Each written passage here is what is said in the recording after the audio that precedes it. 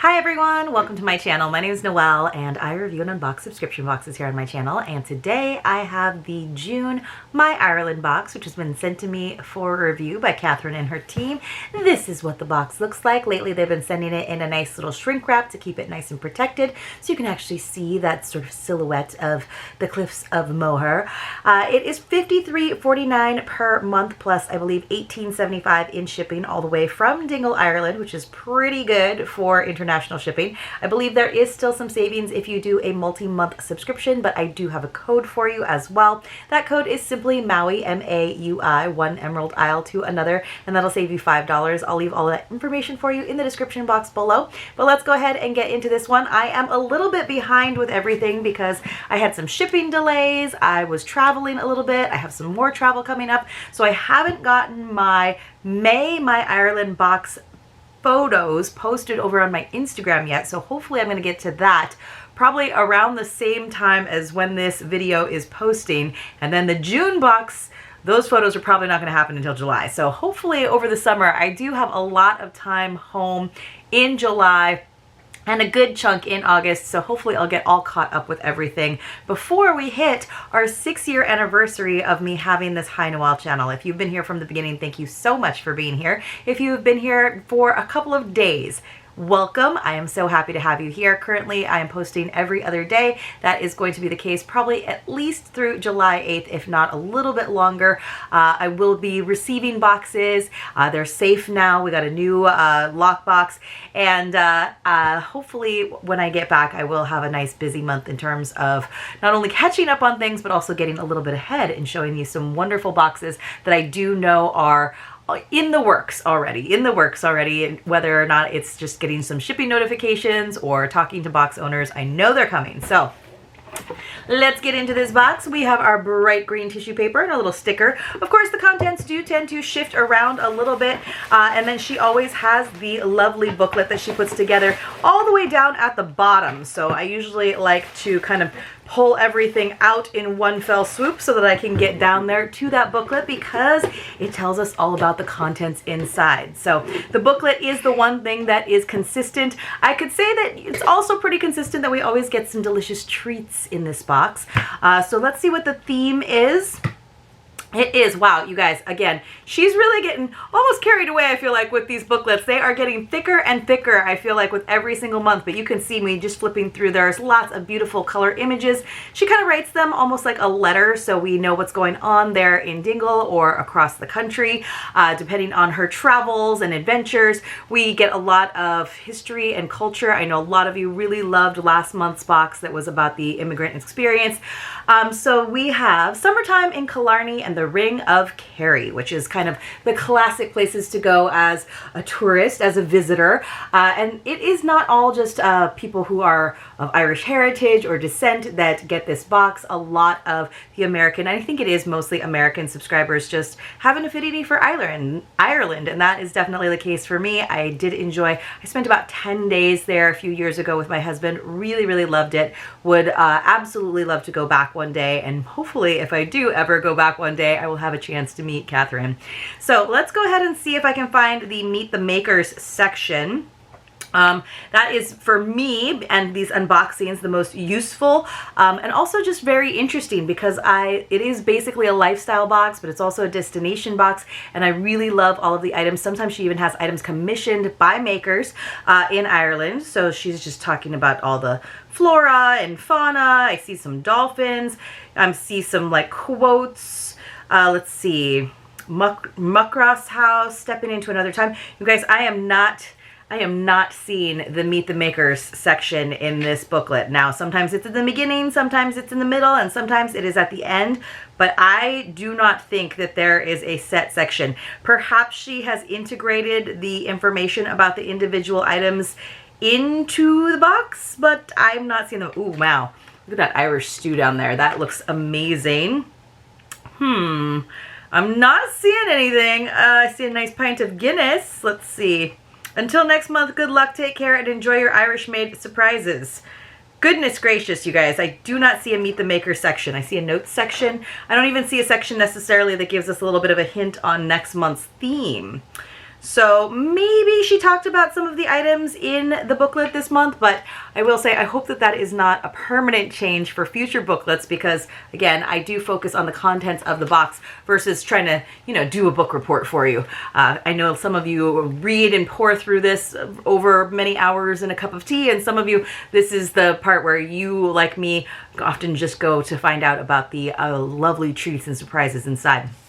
Speaking of lovely treats and surprises, we do always get a recipe card, and this one looks like sticky toffee pudding, which I usually think of as a British treat, but it looks like, yes, Granny's Kitchen Sticky Toffee Pudding, a sweet slice of family tradition from our home to yours.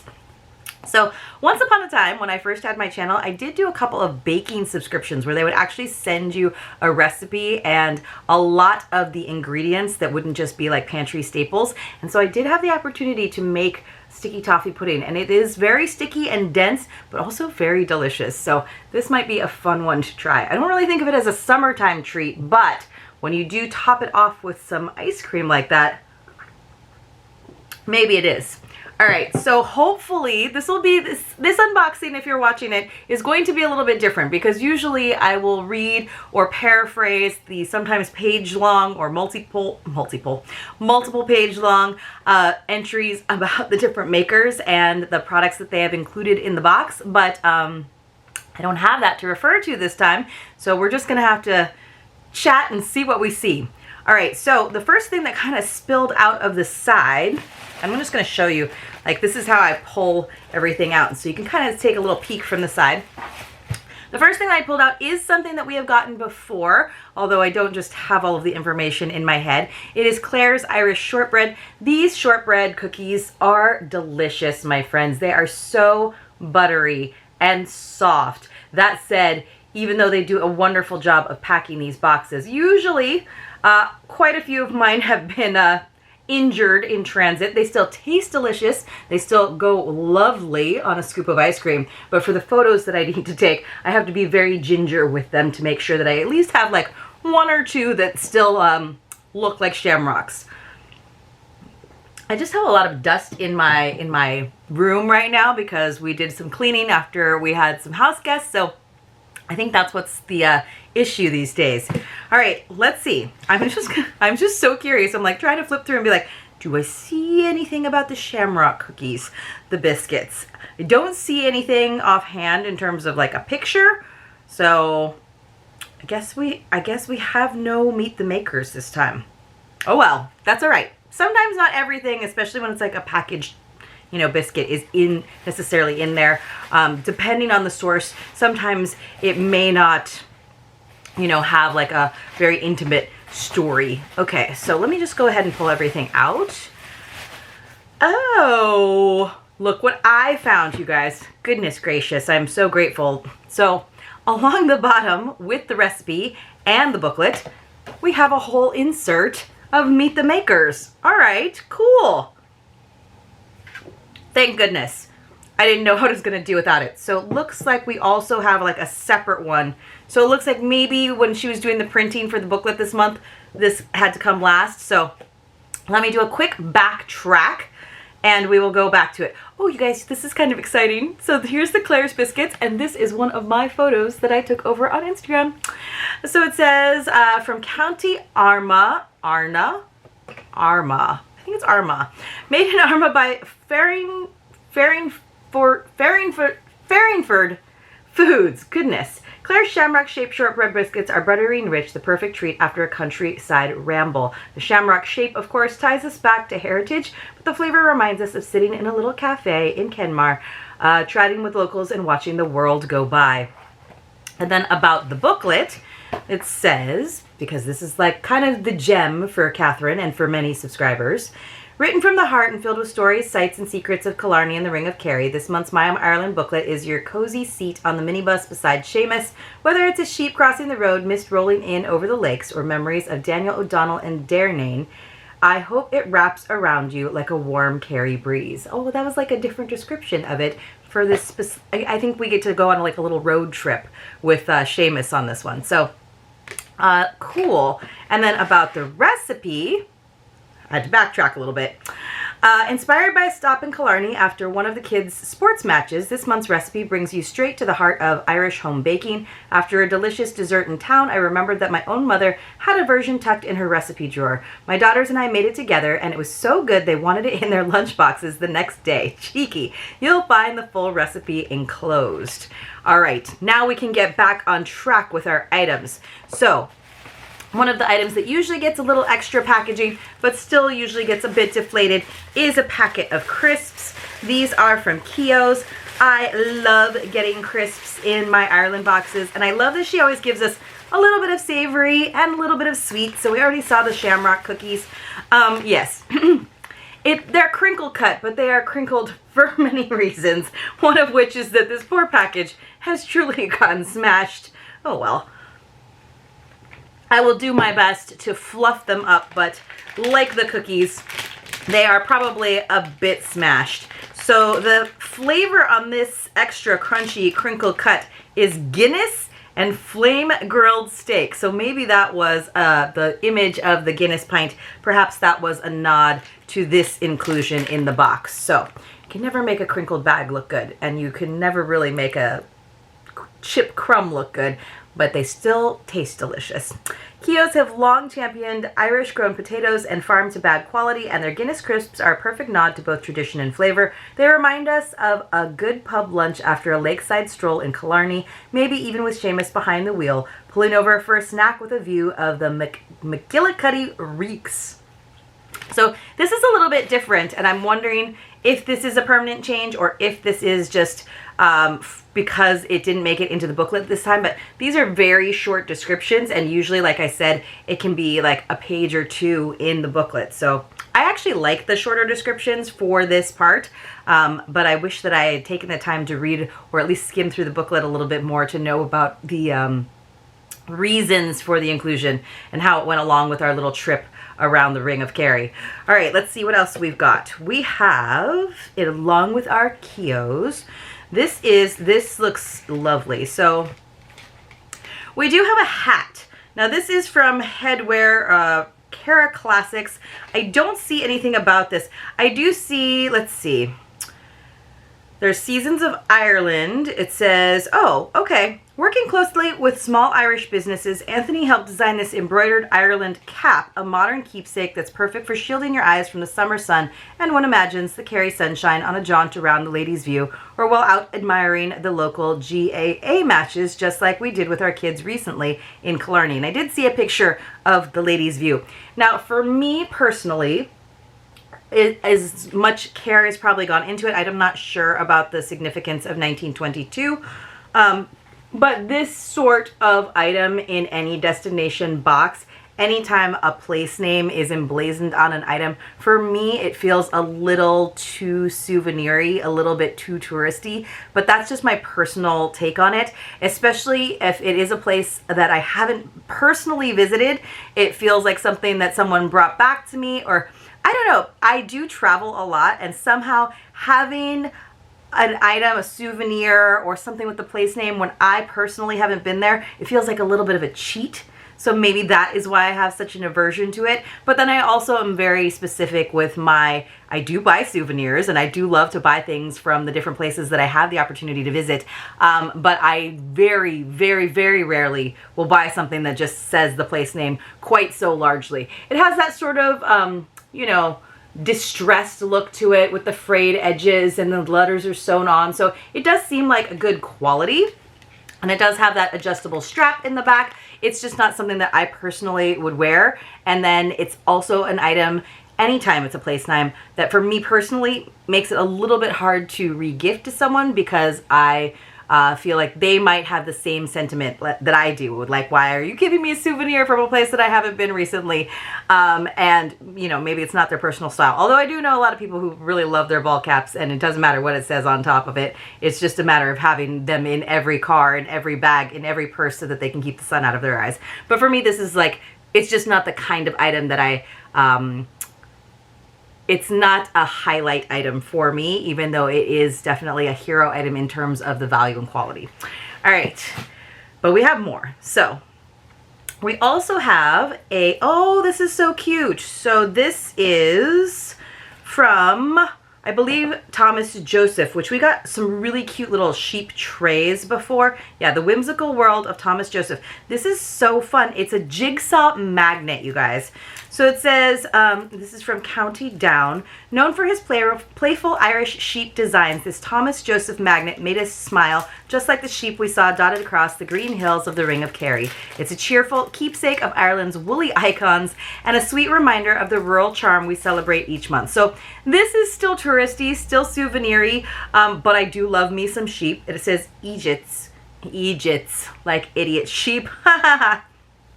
But look how cute it is. They're just little puffballs, and look at the sheep on top. He just didn't quite make it. Egypt. But I think that's really fun. And it doesn't say Ireland on it. It says Egypt. That is really cute and fun, and something the family could enjoy. And of course, we've got a couple of them are backwards. That's why you're missing the heads there. You're actually seeing their bums. And then this one is upside down. That's actually an adorable little item. We are sort of on a tour, a little bus tour, so it makes sense for some of the items to be a little more touristy this time around. Let's see. That's the kind of like silly little trinket that I would probably get if I had magnets on my refrigerator, because 1, it's cute and whimsical. 2, it doesn't have the place name on it. And 3, it's smaller and not going to take up a lot of space in my house. We got a book. Oh, this is perfect, you guys. We got the Irish Pocket Potato Recipe Book. Oh my gosh, you guys. I was just in Vegas. This has nothing to do with Ireland, but I went to a restaurant called Zuma, and it's like more like of an Asian fusion restaurant. Like they have sushi rolls and things, but they have like one of their signature dishes is a baked potato that they prepare tableside. Now, I've never heard of that. You know how like sometimes they'll, prepare steak tartare tableside or guacamole.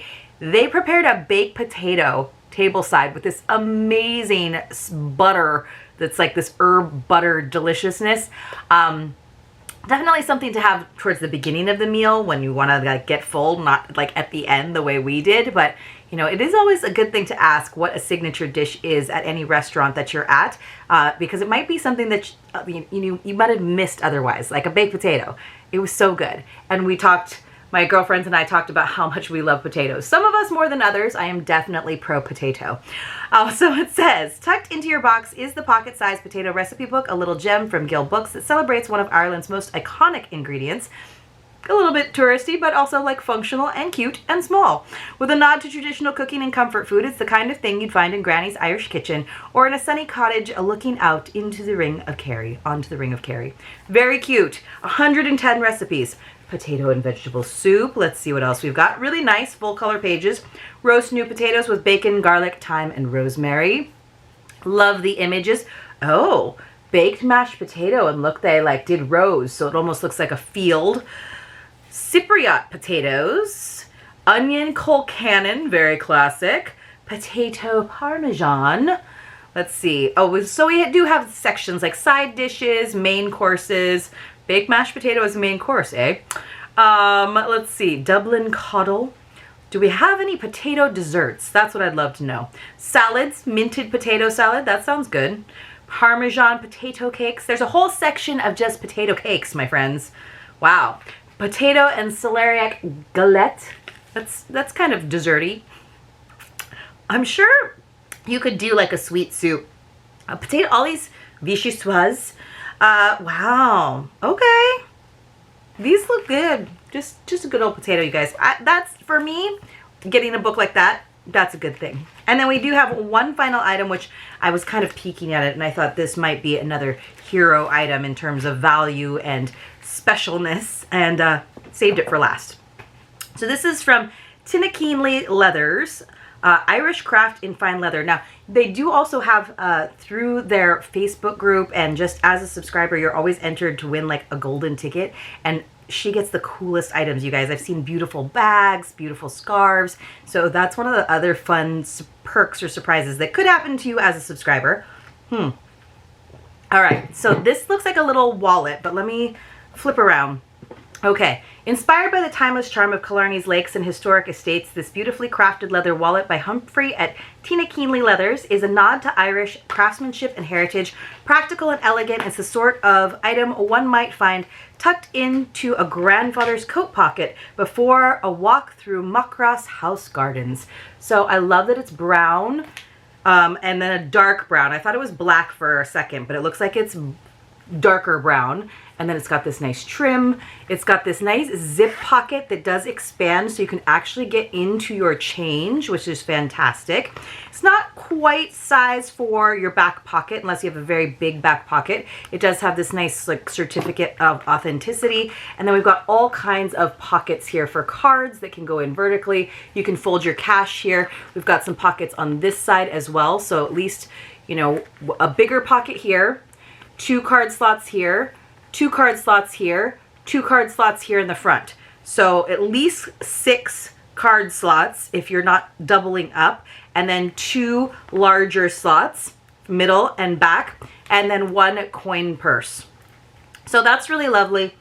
I love that it smells like leather. I am a proponent of having real leather goods because I think they last a lot longer than faux leather. Little tree design there on the front flap. Really, really pretty. So this for me kind of makes up for the hat that I know I won't use. But you guys let me know what your favorites were in this lovely box from Catherine and her team at My Ireland Box, and I will see you all very, very soon in my next unboxing.